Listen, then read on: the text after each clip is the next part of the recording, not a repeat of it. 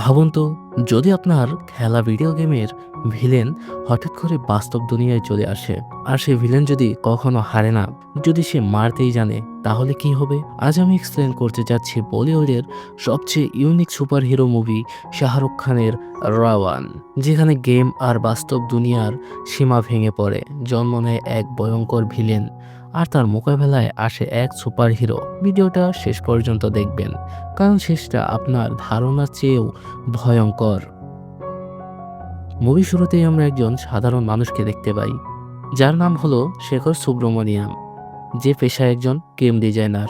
আর সে যে কোম্পানিতে কাজ করছে, সেই কোম্পানি ব্যাক টু ব্যাক অনেক গেম তৈরিতে ফেলিয়ার হয়েছে, কারণ ওই কোম্পানি ভালো গেম বানাতে পারছিল না। তাই তার বস শেখরকে বলে, তোমাকে একটা লাস্ট চান্স দিচ্ছি, হয়তো তুমি একটা ভালো গেম বানাও, না হয় চাকরি ছেড়ে দাও।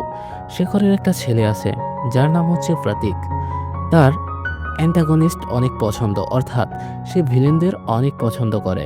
তার মধ্যে ভিলেনরা অনেক বেশি কুল হয় আর সবসময় হিরোদের মেরে অবস্থা খারাপ করে দিতে পারে। প্রত্যেকের ভিলেনদের পছন্দ হওয়ার ব্যাপারটা শেখরের পছন্দ না হলেও এবার সে তার ছেলেকে খুশি করার জন্যে তার ভিলেনদের পছন্দ করার আইডিয়াটা ইউজ করে আরেকটা গেম বানিয়ে ফেলে, যেটার নাম দেয় রাওয়ান, অর্থাৎ র্যান্ডম অ্যাক্সেস ভার্সন 1। এটার যে ভিলেন থাকবে তার নাম দেয় G1, মানে গোল্ড ওয়ান। আর হিন্দিতে G1-এর মানে হচ্ছে লাইফ, আর G1-এর দুইটা মিনিং হয়ে যায়। আর একটা হলো গোল্ড ওয়ান আর একটা হলো লাইফ বা জীবন। সেখানে একজন ওয়ার্কার থাকে, যার নাম হচ্ছে জেরি। আর জেরি সেখানের ফেস, হাত, পা এবং বডির লুক কপি করে গেমে G1-এর মডেল বানানোর জন্য নেয়, যা তারা গেমে ইউজ করবে। আর যে ভিলেন রাওয়ান থাকে, তার পাওয়ার থাকে এমন যে সে যে কোনো রূপ ধারণ করতে পারবে। এই গেমে মাত্র 3টা লেভেল থাকে, আর সেখানে যে থার্ড লেভেল থাকে সেটা হলো ফাইনাল লেভেল। এখানে একজন নয় আরেকজনকে মরতেই হবে। আর গেমে যে দুই ক্যারেক্টার থাকে, G1 এবং রাওয়ান, তাদের দুজনের কাছেই একটা করে পাওয়ার সোর্স থাকে। বেসিক্যালি এটা মার্বেল মুভি যারা ফলো করেন তারা কাইট করতে পারবেন, মানে এটা দেখতে অনেকটা আয়রন ম্যানের আর্থিটেকের মতো ছিল। এই মুভিতে শেখর যা নাম দেয় হার্ট, যা মানে বোঝায় হার্ট অ্যাম্প্লিফ্লাইং রেসন্স ট্রান্সমিটার, যেটা আসলে হিরো ভিলেন দুজনেরই সোর্স অফ পাওয়ার হবে। এই গেমের ফাইনালে এটা হবে যে দুই ক্যারেক্টারকে একটি করে গান দেওয়া হবে, যেটাতে একটি করে বুলেট থাকবে, আর তার মাধ্যমেই অপর ক্যারেক্টারকে অর্থাৎ রাউন্ডকে মেরে ফেলা যাবে। কিন্তু শর্ত হলো গুলি করার সময় অবশ্যই চেস্টে হাত লাগানো থাকবে, হাত লাগানো না থাকলে তাকে মেরে ফেলা যাবে না। আর শেখর তার ছেলে সবসময় একটা কথা বলতো যে বুরাইও সামজো, মেরা না চায়া ক্ষীর খাবি তো না ছুটে উস্কা ছায়া, যার বাংলা ভাব যদি গুগল থেকে বোঝাই, অনেকটা এমন হয় যে একবার যদি তুমি নিজেকে খারাপ কিছুতে জড়িয়ে ফেলো, তাহলে মনে করো তোমার থেকে খারাপ কিছুর ছায়া কখনোই পিছু ছাড়বে না। যখন গেমের ডেভেলপমেন্ট চলতে থাকে, তখন তাদের টিম মেম্বার আকাশী, যে সেখানে কলিগ থাকে, সে নোটিস করে গেমে এক ধরনের গ্লিচ ধরা পড়েছে। সে দেখে গেমের মধ্যে যে ক্যারেক্টারগুলো থাকে তারা এআই টেকনোলজি থ্রুতে নিজেরাই কথা বলছে আর ফ্রান্সারিং করছে এবং নিজেরাই নিজেদের কন্ট্রোল করছে। কিন্তু তখন আকাশী এটা ইগনোর করে।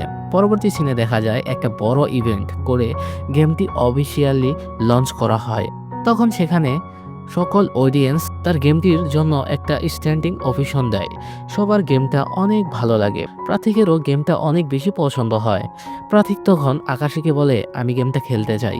আকাশীও গেম খেলতে দেয়। সে গেম খেলা শুরু করে আর নিজের নাম লুসিফার দিয়ে লগ ইন করে। প্রাথিক অ্যাকচুয়ালি সব গেমে নিজের নাম লুসিফার দিয়ে সে গেম কন্টিনিউ করতে থাকে। এইদিকে দেখা যায় সুব্রমণিয়াম আর তার বউ সোনিয়া অর্থাৎ কাইনা কাকারকে নিয়ে পার্টি এনজয় করছেন নাচ গানের সাথে। তখন এখানে ইন্ডিয়া ট্র্যাক প্রিমিয়াল কান্ট্রা দেখানো হয়। এদিকে প্রাথিক যখন গেম খেলতে থাকে তখন গেমের লেভেল খেলার পর আর খেলা কন্টিনিউ করে না। তার মা তাকে বাসায় যেতে ডাকে, তাই সে খেলা অফ করে চলে যায়। আর গেমে যে রাওয়ান থাকে সে অনেক রেগে যায় আর বলে, তুমি গেম কেন কমপ্লিট করলে না? সে আরও বলে, লুসিফার মাস্টারি অর্থাৎ লুসিফারের মৃত্যু আবশ্যক। দেখা যায় প্রাথিকের ব্যাপারটা নিয়ে রাওয়ান একটু বেশি রেগে যায়, কেননা রাওয়ান এর ওই গেমটা কমপ্লিট করতেই হতো। তখন দেখা যায় রাওয়ান আর জি1 এর আর্টিফিশিয়াল এর ফেক মডেল বানানো হয়েছিল, মানে এক ধরনের ফিজিক্যাল বডির মতো। তাতে রাওয়ান ওয়্যারলেস টেকনোলজির মাধ্যমে ঢুকে পড়ে, যার মাধ্যমে সে গেমিং ওয়ার্ল্ড থেকে রিয়েল ওয়ার্ল্ডে চলে আসে।